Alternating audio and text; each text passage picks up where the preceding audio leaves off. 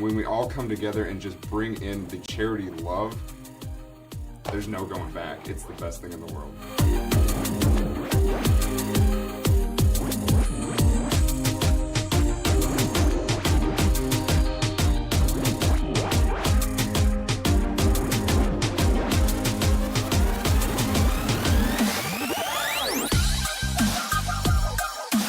My passion for this stems from when two of my kids were born, they had to spend a lot of time in the hospital.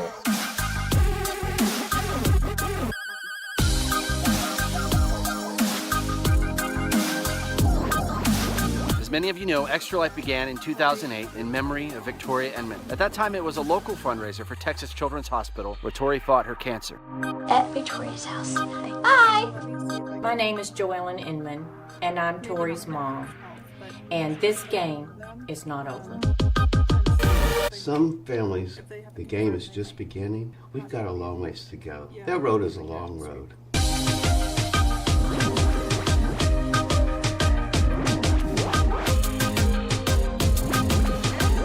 This is your Extra Life money in action.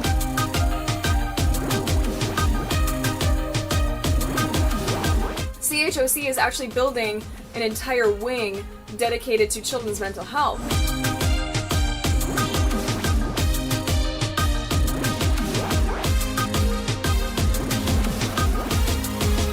I play video games, I raise money for Extra Life. I am streaming for Amy. El 100% de ese dinero se queda local en tu hospital o fundación a la que tú representes.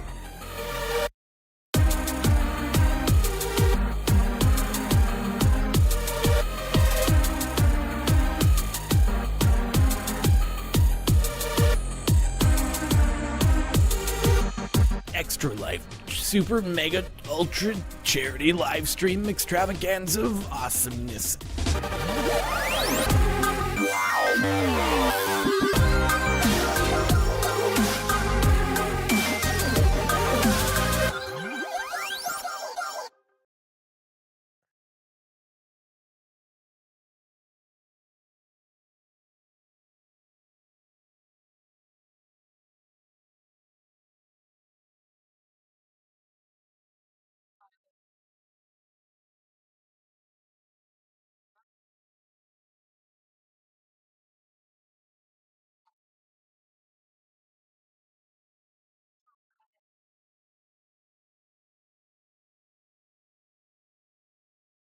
You hear a swirl.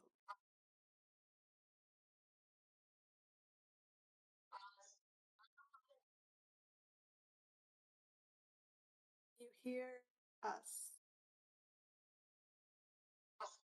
Extra Life Chicago Twitch.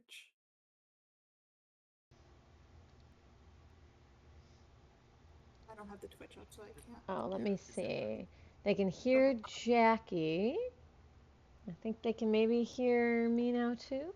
I'm seeing the little green thing go up and down, which is a good sign. Yeah, it's always a good sign. That's what I always look for. All right, I'll do camera on. It might not like it because of my face cam. Extra Life was born. It just occurred to me that gamers... Yeah, it's not gonna like that. Yeah, I see. It doesn't play nice to having there be a face cam somewhere. All right, that's okay. I can also kind of fudge it by doing, let's see.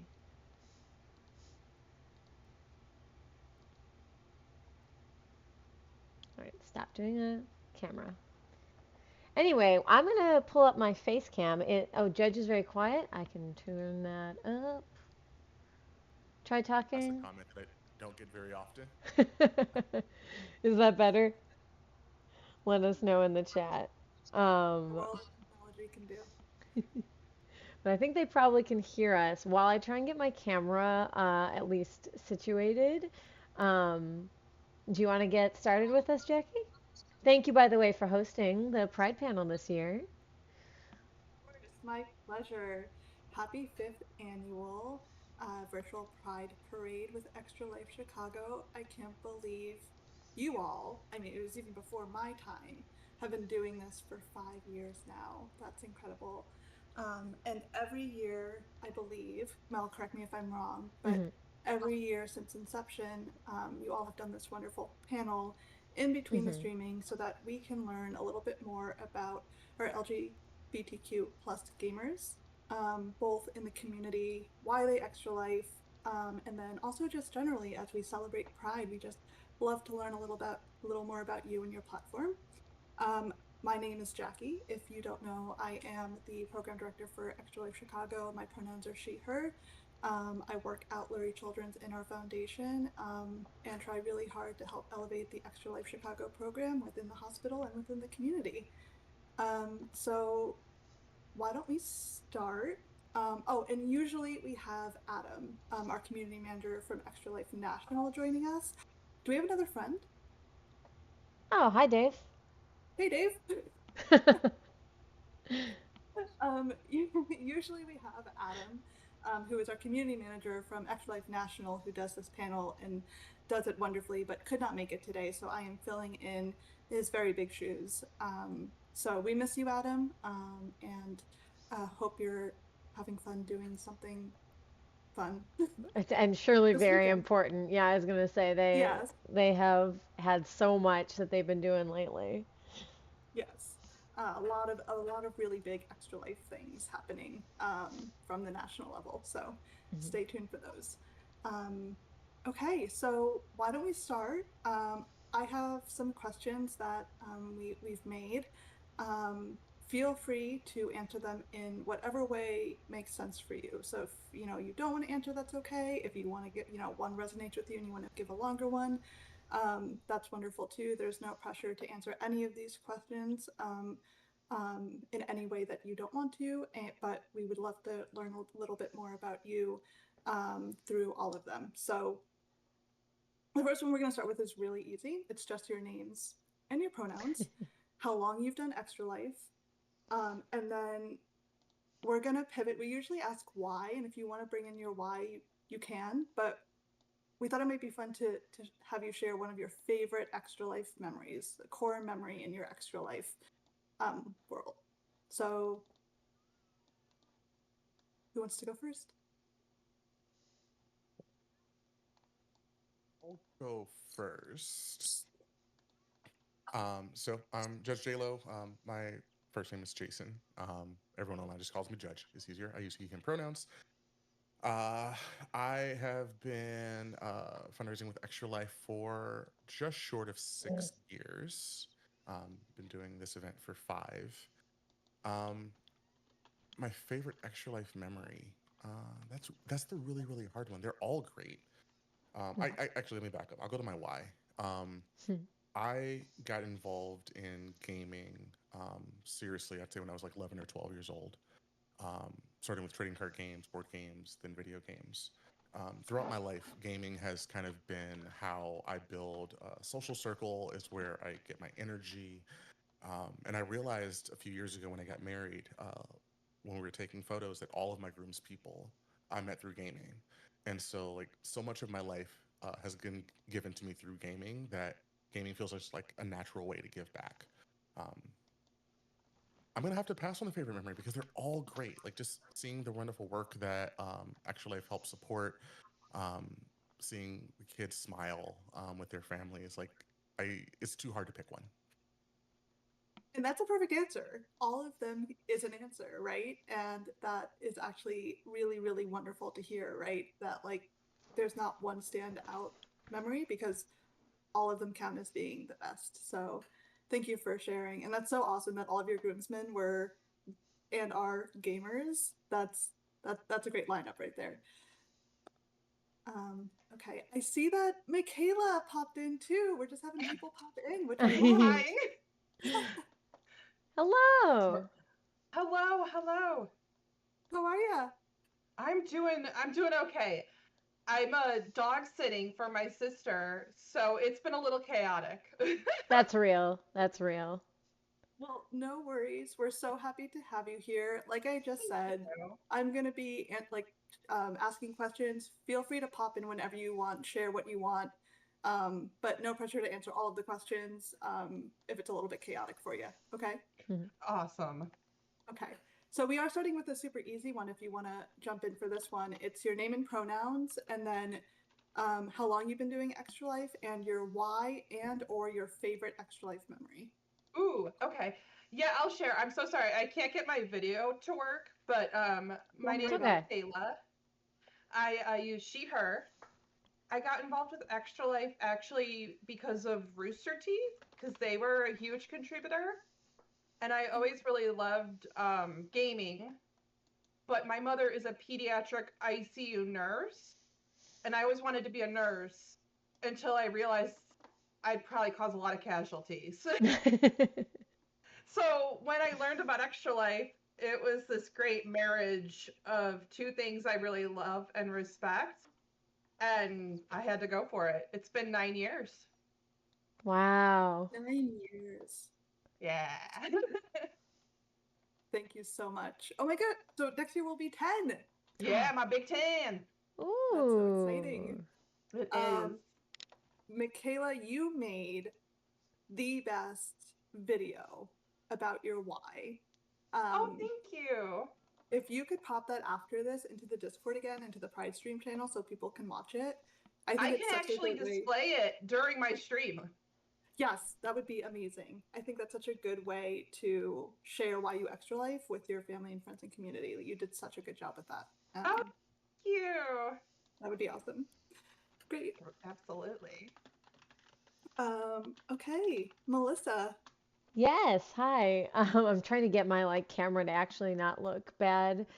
So sorry if you see me fiddling with that, because the Discord's not going to agree with my face cam. But hi, yeah. And you know what? I realized at the start of the stream that I totally forgot to even say name and pronouns and stuff because I was so focused on the somberness of the intro or just the moment that I just totally forgot. So yeah, so I am Melissa. I use she, her pronouns, and I'm gonna lower that down a little bit. There we go.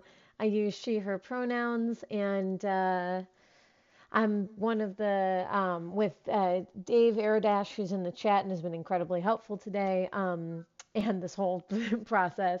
We're the Extra Life co-chairs of events, and I do a little bit of work with school outreach and stuff as well. Been planning this, particular event, like you said, since 2021. And yeah, I mean that's most of it. I've been fundraising with Extra Life since 2021 or 2020 actually, but I originally became aware of it same as Michaela through Rooster Teeth. So because I used to request off work every year to watch their streams, and then through that I went to a convention, their RTX convention that they used to have, and their the people there were like, you watch it every year, why don't you stream? And I was like, no, I couldn't. I don't even know what I would do. And they were like, no, do it. And then eventually, after we did that a couple years in a row, I ended up actually signing up. And in terms of good memories and stuff from it, obviously, Judge said that there's so many, but I think doing this stream is definitely one of them. I think getting to meet the guild for the first time at the hospital in person is a core memory that I have of being oh man, I've only seen people in these little Zoom boxes. And one of the first in-person things that we did was going to see the hospital and then visiting the hospital. Yeah, and I would also say breaking 10,000 was for lifetime fundraising was a nice moment a few years ago, and I remember I wanted to celebrate it properly, but I don't have that much of a fancy setup here. It's a little fancy but not that much. So what you can't see, but there's rafters above, and I just got a bunch of streamers and made a net of streamers and blew up a bunch of balloons, and it on stream it looks so sloppy, but in my head it was going to look really cool where I ripped down the streamers and had the balloons fall, but it was so much sloppier than that. In practice it did not go as smoothly as I expected, but hitting the 10,000, getting so excited, and then frantically trying to rip down streamers just felt very indicative of my Extra Life experience in a very goofy, fun way. I love that story. And I think it's such a good idea to celebrate those milestones, right? We try to from the hospital side, but if you hit a goal that you are proud of, you celebrate that because it is huge to do those things. It's huge to be part of Extra Life for a year or 2 or 5 years or 10 years, or to fundraise $100 or $10,000. So I love that even though it seems sloppy, it was a way to celebrate what you've done. I also want to note that thank you so much for your intro. It made me cry. It was extremely impactful, Mel. So no worries about forgetting your name or your pronoun that needed to be said there. And explains why we do what we do, especially this Pride stream and the happiness of the world. So thank you. Okay, so we're gonna jump into some Pride and gaming questions. This one is a little bit more open-ended for you all. How do you typically celebrate Pride? It can be in a really small way, in a really big way, in a medium way. How do you celebrate Pride? Do we just jump in whenever? Yeah. No, honestly, it's this. Oh. I'd love to contribute to this stream every year, and I'm not a very crowds person, so I've never actually gone to a physical Pride parade, and this is kind of like this wonderful happy medium. Absolutely. I was gonna joke. Oh, go on. Sorry, go ahead.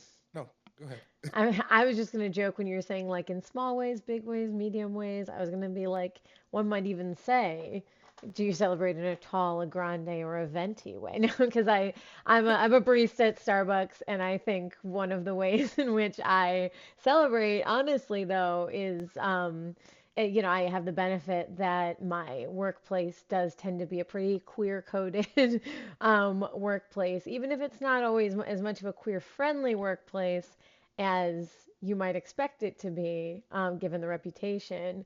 Whole separate issue. But, you know, I do every single year, I bring in these little, like, I don't want to say tchotchkes, but like, you know, stickers and buttons and bracelets and hair bows and, you know, necklaces. And I just bring in a bunch of like shoelaces and stuff that's like rainbow and specific different flags. And I bring them in and I put them in the back and like put a little sign up being like, Happy Pride. Like, I don't want anyone to be priced out of celebrating Pride. So if you know, were really wanting to get a cute sticker or whatever, you really want to get rainbow shoelaces to wear, you know, grab them, take them for free, you know, and people can like grab them as they wish. And in the past, it's led to really sweet exchanges where like people who were less informed about, you know, the different identities would like spread out the stickers and like point to the one that's like, you know, yellow, purple, you know, black, and be like, Mel, what's this one? I'll be like, oh, non-binary. And they're like, what does non-binary mean? How is that different than trans? And I'll be like, well,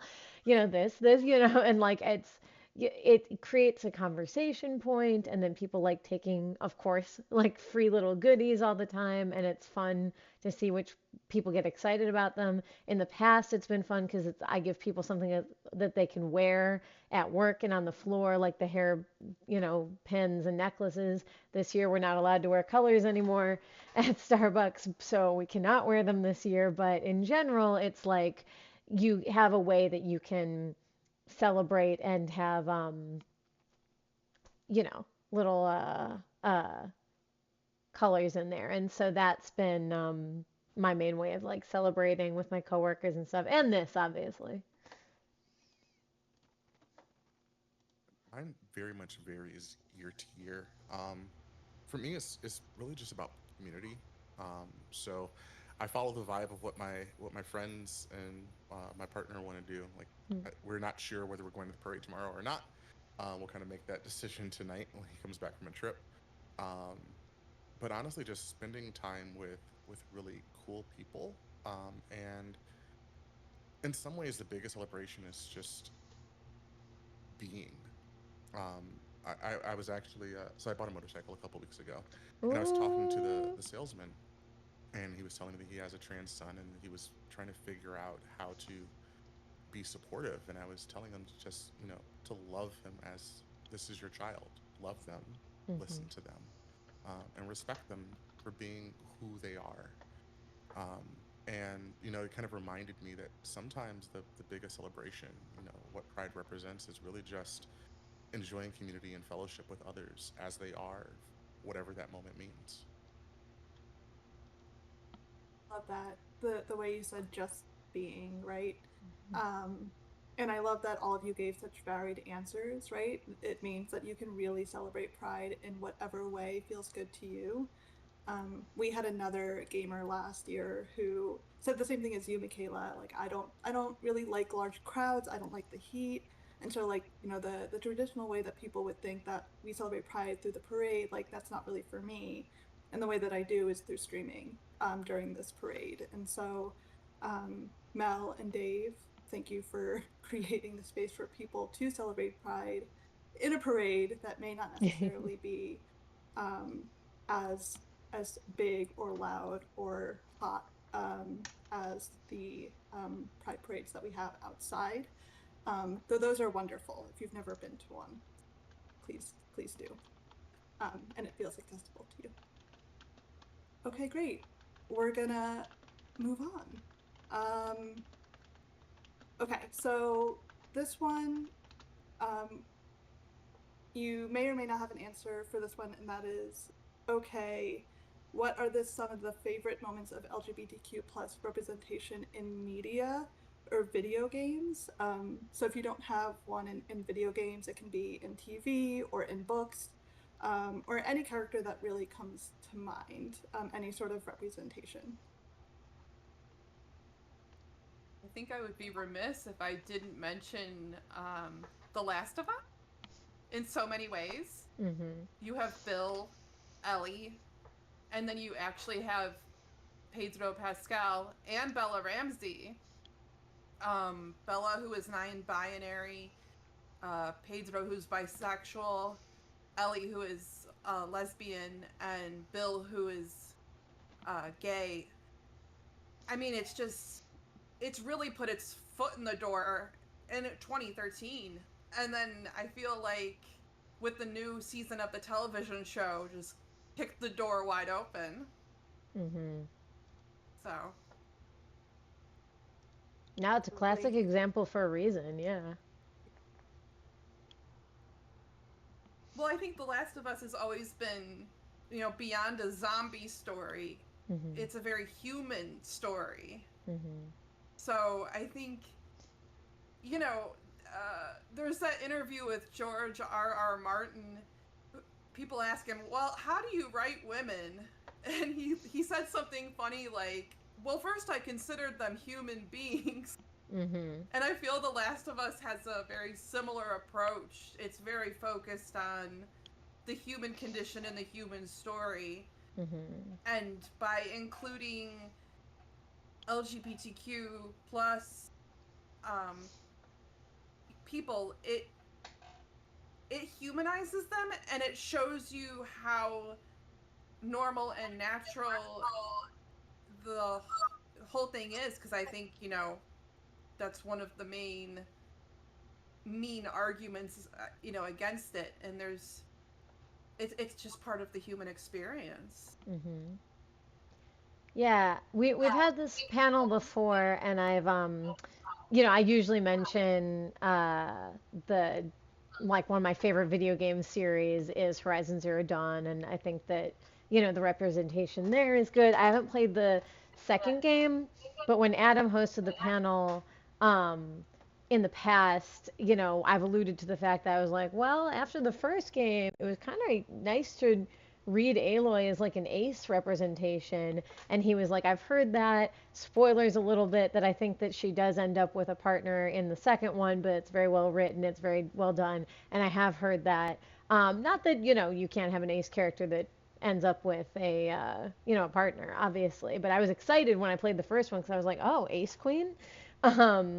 But even regardless of whether that is like ace rep or not, the representation in that world and that universe is, I think, very gracefully done and well done. I will say I'll take the gaming angle and take it to tabletop and say that I think that for me, a lot of like really well done representation that I enjoy has been through like a lot of like, what do you call it? Like live role playing where you live play, whatever it's called, where you watch somebody. No, not LARPing. No, I played a lot of LARPing. Judge, we're like LARPing? No, I mean when you watch somebody else play, like Critical Role, Dimension 20, The Adventure Zone, though that's more of a podcast, where you watch somebody else play, like Dungeons and Dragons or another role play system. And I think that, like, obviously I'm a big Critical Role fan. A lot of the different characters that they've done over the years, the majority of them are queer identified. This last campaign that they just wrapped up, their like third campaign, every single character was either gender queer or queer on their sexuality. The last campaign they did have an asexual character who kind of like realized that partially through. And then I'm finally catching up to Dimension 20 and watching those, stories. And those are also filled with a lot of very beautiful, very poignant, like LGBTQ representation, including again a character who, like, spoilers, he's like a teenager and he's watching all of his friends, in Fantasy High, like get together with people and have these romances, some of them queer romances.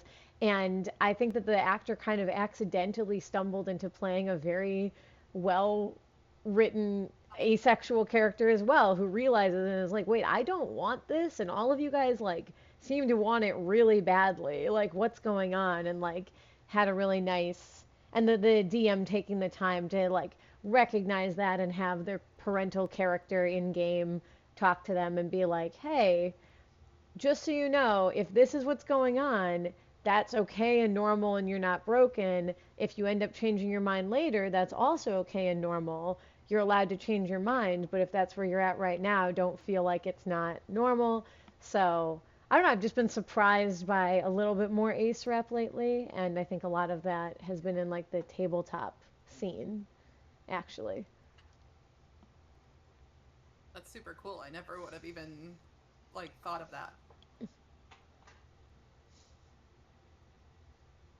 I struggle to find one that resonates with me in gaming, but definitely in pop culture. I'm a huge Star Trek fan. Yes. And queerness has actually always been represented in Star Trek, but it's kind of evolved over time. I remember an episode where Commander Riker in Next Generation, he gets romantically involved with an alien on the planet they're visiting. And this person is asexual and deviates from their cultural norms, and like they made like a thing of it, and it was great to be highlighted. Like, it was late 80s, early 90s, but it felt weird and uncomfortable. And then later in Star Trek Picard, there's the relationship between Rafi and Seven of Nine. Like, okay, this is wonderful and beautiful, but like they made a big deal about their first kiss. Like, okay, this still feels really weird. And then finally in Discovery, there are multiple gay and trans or non-binary characters who get to live very visibly and openly authentic, their authentic selves, and it's not the anchor of a plot. It's just who they are and how they live, which finally feels like the reality. Is queerness is not a plot mechanism. It is who people are.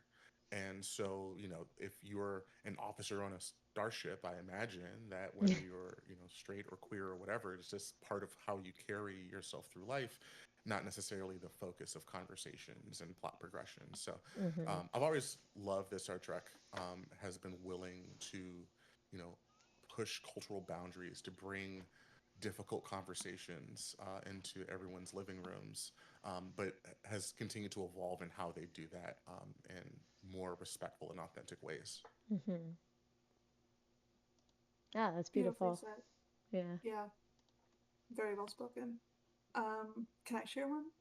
Absolutely. Of course. Thanks. So all of my leaders know this, probably, but one of my favorite games is The Walking Dead. And it really revitalized the way that I played video games, because I grew up playing Mario and Zelda and all of that, and then took a break. And then The Walking Dead was the first game that I picked up, in my early 20s, and really just resonated with Clementine from the get-go. She is this wonderful character who goes through so much adversity. And we meet her when she's this very little girl, right? She's like hiding in a treehouse, and Lee finds her, and we see her evolve over seasons. And in the last season, she is she doesn't come out as, but she is bi. And you're able to either romance a man or a woman in the final season. And to me, it resonated so deeply. She is an incredible force throughout this entire game. And I thought, like you said, Judge, it wasn't like a plot point, right? It was definitely just something that was written into the story so beautifully. And yeah, just love Clem. Huge fan. I love that. I've only ever played the first one. So Yes. I know exactly what you're talking I'm about sorry. with the tree house. No. Oh. I love that. I'm actually more inclined to play now. Yeah. I thought of this series as we were all talking. And if you're familiar with Cardcaptor Sakura, they have some representation. But the series I was thinking of was a spin-off called Tsubasa Reservoir Chronicle. And I would say it's the greatest gay love story I've ever read. And they never fully address it. And it's very clever because Japan is a little behind. They're getting better. They actually have pride events now. But back when this was written, it was sort of they had to say it without saying it. And what they do is they mirror these two characters to the main two characters, Sakura and Sharan, who are obviously in love. And they do things throughout the series where they continuously parallel them. And near the end of the series, you have to know your Japanese history, but they dress the two characters. I don't want to say their names in case you guys get into this. But they dress them in outfits that designate that they're a couple. And they never outright say it. And it's just done in this really beautiful way, given the environment that Clamp, the publisher, is kind of navigating. It's an incredible series. I hope you could follow that, because I was trying to leave out spoilers as much as I could. Yeah, and I'll say I'm not a particularly big like anime or manga girly, but if you're talking about classic queer like love stories in anime and manga, then I'm gonna shout out Utena, because I think that's such a beautiful like take where the whole point of the story is there's this like heterosexual male dominated society, and then having like the inherent radicalness of having a woman fall in love with another woman, like, and for who she is, and not like as a thing to be won, as a prize or a conquest. It's a very lovely story. One of the more recent examples, I think, would be Korra and Asami from the Avatar universe, and that's only getting wider with each avatar, like Kyoshi. If you've read the novels, she has a girlfriend. And so it seems like as they expand this universe with different avatars, we're getting more and more representation. A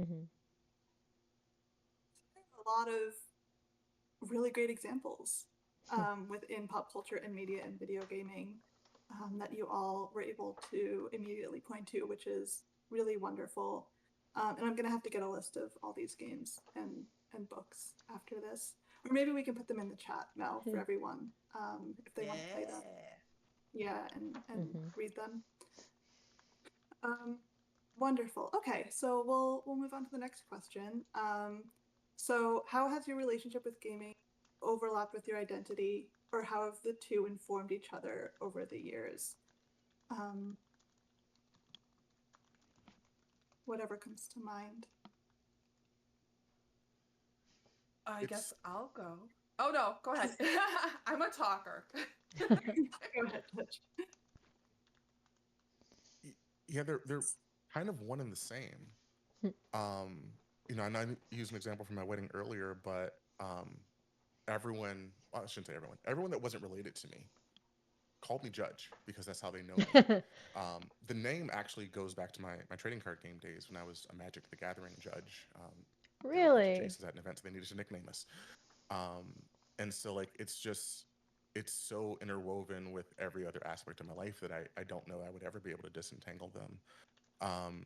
And I think it was probably the first community in which I felt fully comfortable being myself. I didn't come out to my family until I was 19, but I've been out to my gaming friends since I was 12 or 13. Like I knew a long time ago. And I don't know what it was about the community that just made me feel comfortable enough to express that. But I don't know how I would have otherwise survived adolescence if I hadn't. And I think that's why things like this are still so important to me, because gaming gave me a sense of belonging at a time where I didn't really feel like I belonged anywhere.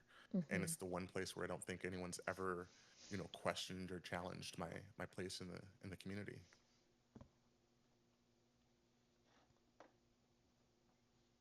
That's really lovely. I mean, truly. I've always struggled with, I don't know if, I mean, like my identity, I guess, because I'm demisexual. And so for a long time, I was like, oh, am I gay, straight, bisexual? Because I don't know, nothing was really doing it for me. And so then I was like, am I asexual? It was this really, I don't know, long journey. And I would say like games like Dragon Age, where you get to choose your romance or who you want to pursue and how you want to pursue them, kind of really started to help me navigate that in a way that like the dating world wasn't. I guess just because it's a simulation and you get automatic results right away. But yeah, I'd say Dragon Age has been a huge, I don't know, player in this gaming and pride scheme. Yeah. Yeah, we touched on this a little bit last year with last year's panel, but I want to like highlight it again, that I think that like with like role-playing games was the first place, you know, that I ever started to like explore the possibility of like a lot of things, not just like sexuality related things, but like opinions or like, I don't know, approaches to the world. Like it's a place where you can inhabit a character and you can put yourself in the space of a character, and you can get some distance from that and from that like, but you can also live it and process it and interact with the world in a way that, you know, has certain identities or has certain opinions. And it's like honestly a very, if you have the right group, like if you have a group of people who you trust and are supportive, it can be very cathartic to have that be a space where you can kind of explore different perspectives, whether they apply to you or not, and different experiences, and get into that headspace. And so I think that that is good for people who aren't queer, who are allies, just to kind of get into that headspace as well, as long as they're doing it intentionally and like respectfully, you know, like with that hope, you know, and in the same way, it's like a good way for people who are younger to be like, I don't know, like maybe I'm trans, let me like see what it would be like to, you know, play as somebody who is trans or who is non-binary or who is maybe, you know, just fully somebody of like another gender, you know, and get to explore that and see how it feels and whether that like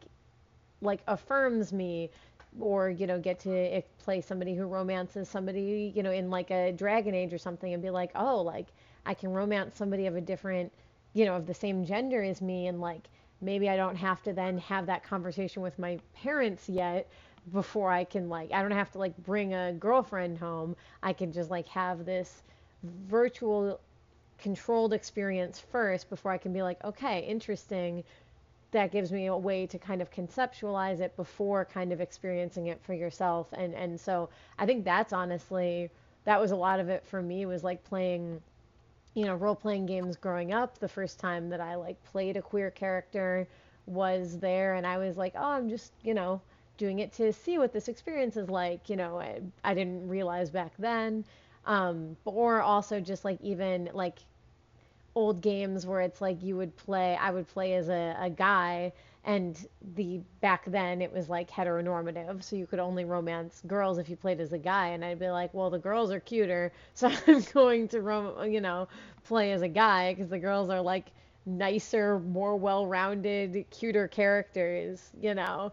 And so then that was when I was like, oh, well, maybe that reflects, you know, a little bit of like how I approach it in real life as well. But, you know, it was a safe place to do that without having to be like, having it feel so weighty and monumental, because you can distance it from yourself a little bit first before slowly kind of bringing it in and bringing it home. So that's a big way that it is. And then also through finding community, like Judge was saying, with other gamers.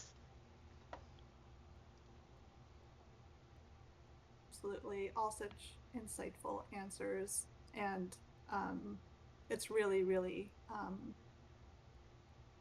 true that gaming and identity can be so intrinsically linked, right? Just by nature. So thank you all for sharing. Okay, our next one is for our allies in our Twitch chat and in the world and in our community. How are people who are allies to the LGBT plus community support year-round, not today, not just during Pride Week, and create spaces that are inclusive for all? And why is that important?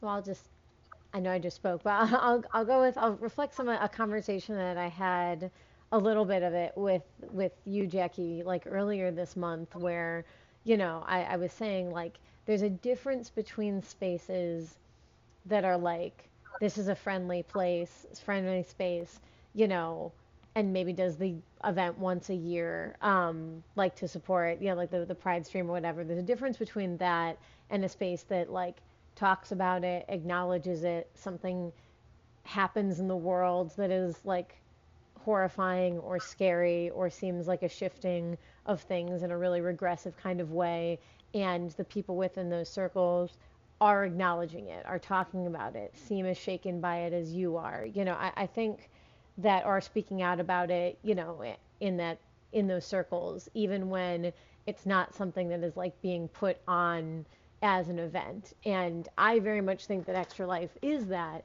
But because of how everything was going, I was talking about it with Jackie and saying, like, I don't want Extra Life or this space or our guild to be a place that is like, once a year we do this thing and it's Pride and it's done, you know, and to not acknowledge the things going on in the world. So I was like, part of me asking permission to like kind of have the somber start to the stream this year, because I was like, Jackie, I don't know how to do this if I don't, you know, acknowledge it, because I think that, you know, our guild does a fantastic job of being inclusive, at least for me.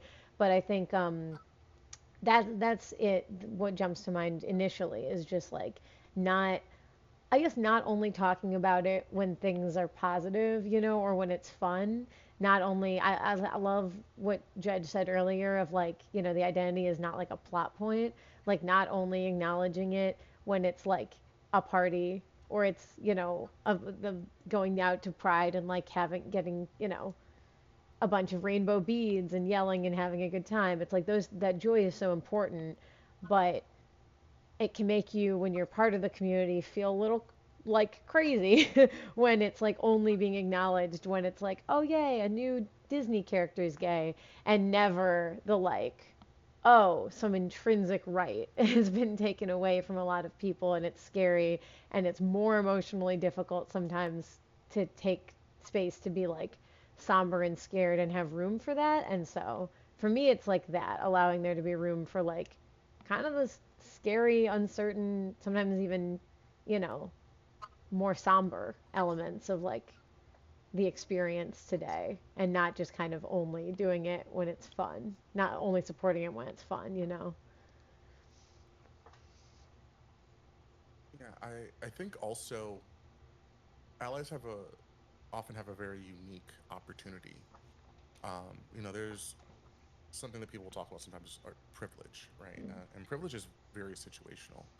Um, as a cisgendered male, I have a certain amount of privilege in a lot of contexts that a trans individual may not. And so one of the ways that I try to use that as an ally for my trans friends and family is in all of my meetings at work. My pronouns are a part of both my introduction and my name on Zoom, so that we normalize people being able to share those things, as opposed to, this is the first time you've heard someone do that. Well, why are they saying that? Not having to answer those questions um, makes the space a little more comfortable. Also, calling out, um, as Mel was saying, calling out either problematic situations or behaviors or um, things that might make other people uncomfortable or feel less safe.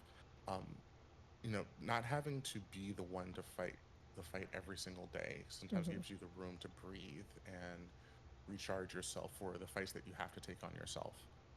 For so many people, their identity is still a daily fight for them, and sometimes allies can be the reprieve that they need. I think that's a great point. I hope I didn't sound like a complete maniac, but No. I almost feel like if you're at a party and you see a cake being served with peanuts on it, and you know that your friend has an allergy, you're probably going to say something or warn them in a way that's not ostracizing. It's just being mindful of, everyday life. And I'm not saying that every single situation is going to be as intense as a potential allergic reaction, but that was just sort of the scenario that popped into my head. You're always mindful in a way that's natural and everyday, because that's just the reality of the situation that you're in.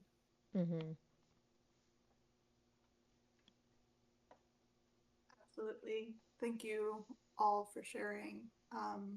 For everyone who's watching, and everyone who will watch this recording, and like you said, Mel, it's not a week and it's not a day, right? We need to be supporters and allies the entire year, and that's not always going to be celebrations and rainbows and happiness, right? There are a lot of scary things going on in the world right now.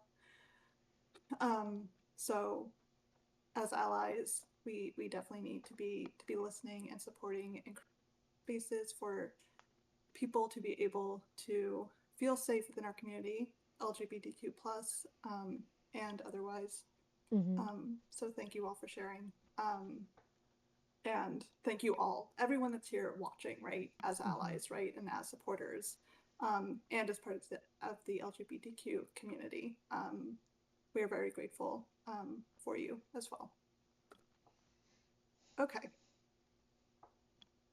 This is a really good one, just based on what we were talking about. When situations in the world are scary for all sorts of people, where do you find hope, and where do you find moments of peace?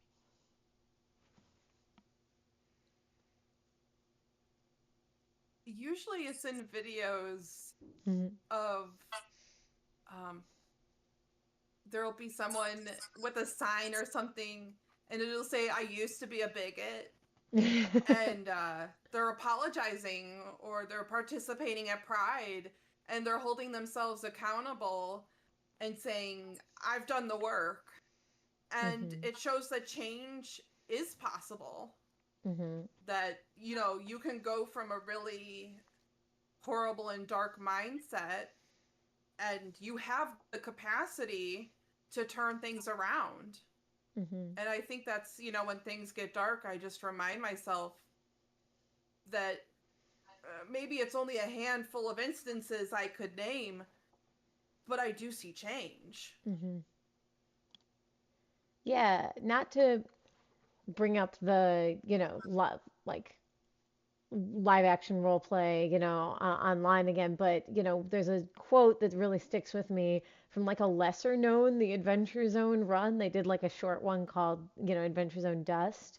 And it actually was about a queer relationship where there was a man who was, you know, grieving the loss of his husband, and you know, he wasn't helping with the situation, and like the world was going to end and stuff, and he was grieving, and it was so sad, it was poignant, you know, done. And then there's a quote that sticks with me that was said by one of the characters where they said, "Listen, son, like what will you find is always going to be the antidote to despair.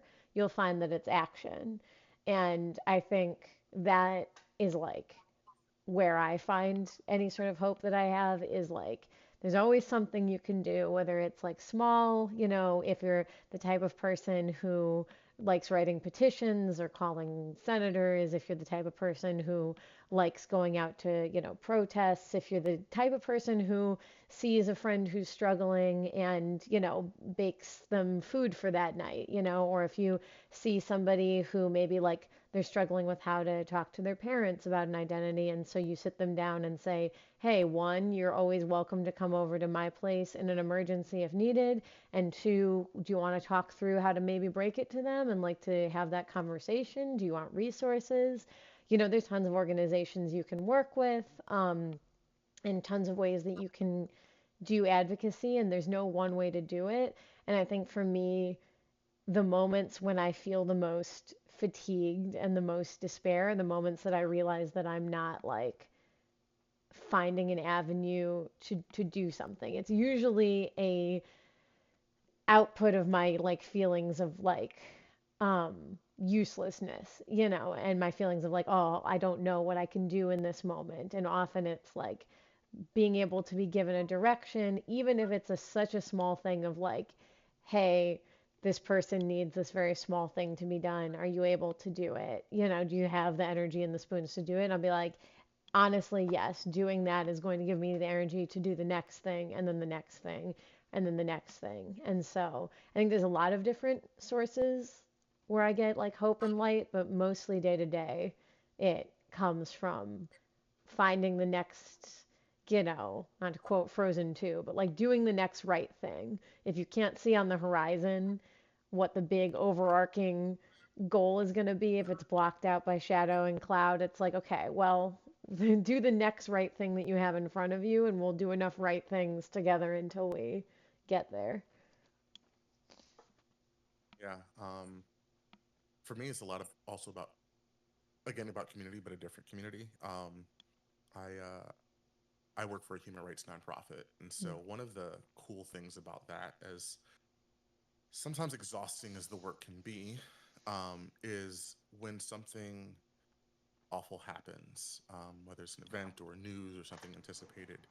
You know, I have this community of people who feel the same way, so I'm not on an island, and most of them are action oriented, where it's not just, man, this really sucks. All right, let's make sure everyone's okay, and then figure out what we're going to do about it. You know, it's kind of echo what Mel was saying. It's sometimes really comforting and to feel empowered that you can go do something, that you don't have to just accept the awful thing as awful, and that there's nothing that can be done about it. And I know that's very comforting to me. And so, and also something that Mel said that I think is really important to emphasize is everyone can do something, but make sure it feels right for you. If you're not the protesting type, that's fine. If you're not the write a letter to your senator type, that's also fine. Sometimes the thing is just finding someone else who's not handling it well and being there for them, and that's important too. Yes, a really beautiful message. That resonated with me a lot with what all of you had said. Like there's always something that you can do, right? And I like the message of but what feels right for you, right? There's always something within the space of what feels right for you. And you and Mel, you both gave such tangible examples of ways that you can support, the community year round. All right, we have a few more minutes, but I think this one is super important. So if we can answer it within the next few minutes. Advice for a young gamer today who is any advice that you would give? Any advice that you would give to a young adult in the LGBTQ plus community?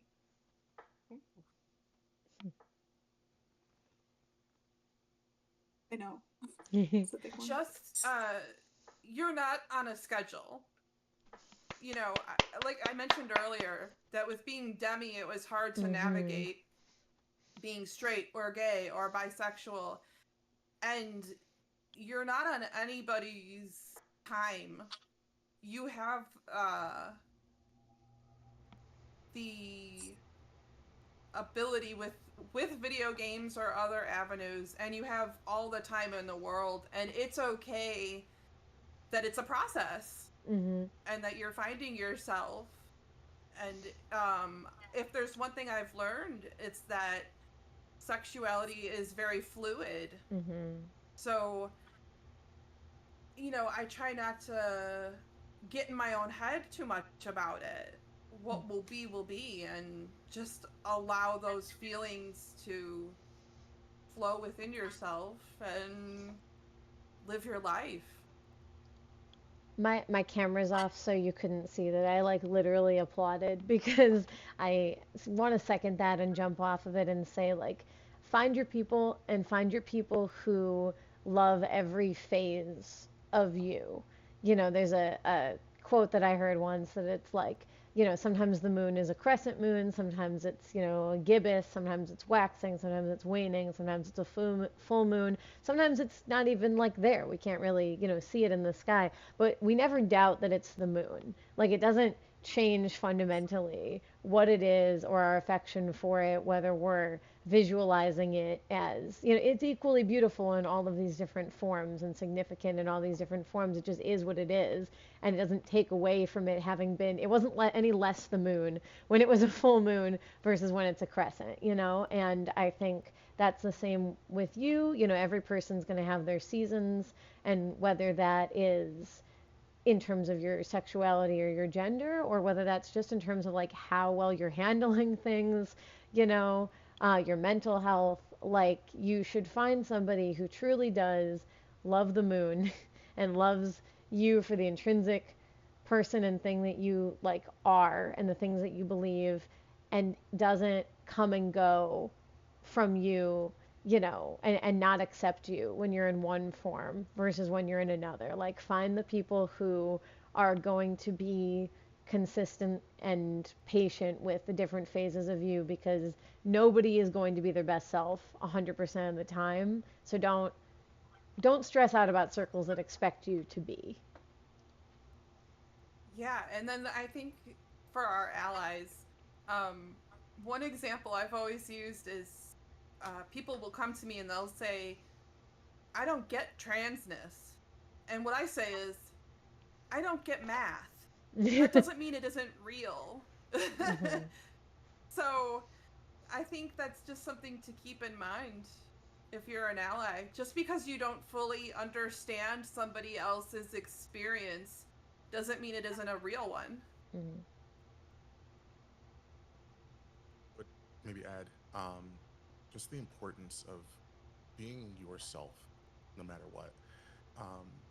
One of the cool things about gaming is that, we as gamers, we dive into fantasy worlds where the impossible is possible. And so things aren't weird or uncomfortable to us in the same way that they are to everybody else. And so you can show up and be the quirky kid who likes Legos and Pokemon and is gay like I was, and no one's gonna think anything about it. Oh, cool, all right, here's what I'm into, and then life just goes on. And so take advantage of the fact that that is normal in the gaming communities to be a little weird, and it actually makes you more interesting and cool. So just be yourself. Not to quote Frozen 2 again, but show yourself. Yeah. Step into your power. Two different people quoted Frozen 2 in this panel. I think that song is a better queer anthem than but even better than Let It Go, and I've said it. I'll drop the mic. Show yourself is even better. And I'm I'm gonna say it as a joke, but seriously, every kid, when you get to a point where you can emotionally handle doing it, watch I Saw the TV Glow. That's my #1 movie that I came out last year, and I show it to anyone who's like a young queer person. It's emotionally heavy, but it is the first time I've ever seen a piece of media show the horror of never coming out and hiding yourself for your entire life, and how actually that can be more horrifying in practice and a more damaging thing for you to do than to make a really difficult decision to be yourself. So if you're a young queer person questioning, just watch that movie and then see how you feel after. See if it helps clarify some things for you, because I found that to be a very helpful piece of media.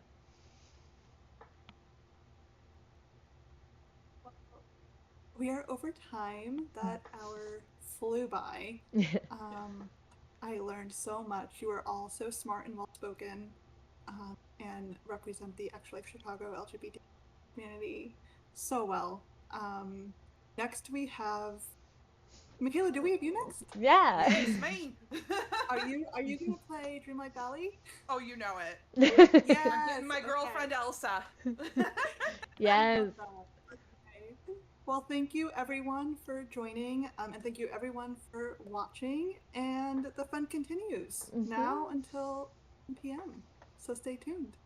All right, I'll see you all shortly. Bye. Amazing. Thank you guys. Happy Pride. Happy Pride. All right.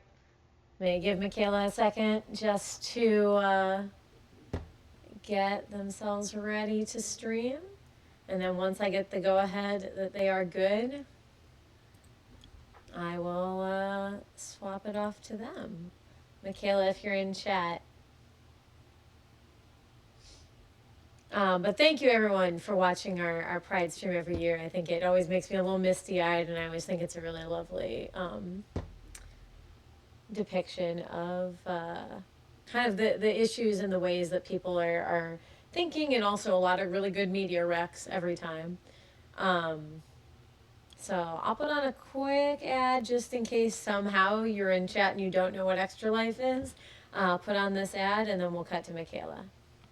Bye. Extra Life was born. It just occurred to me that gamers should be able to do the things they love to help sick and injured kids as well. And so the funds that Extra Lifers raise can go to a variety of purposes in the local area at the local hospital. So maybe your extra $20 or your extra $50 goes to curing 87% of children with leukemia.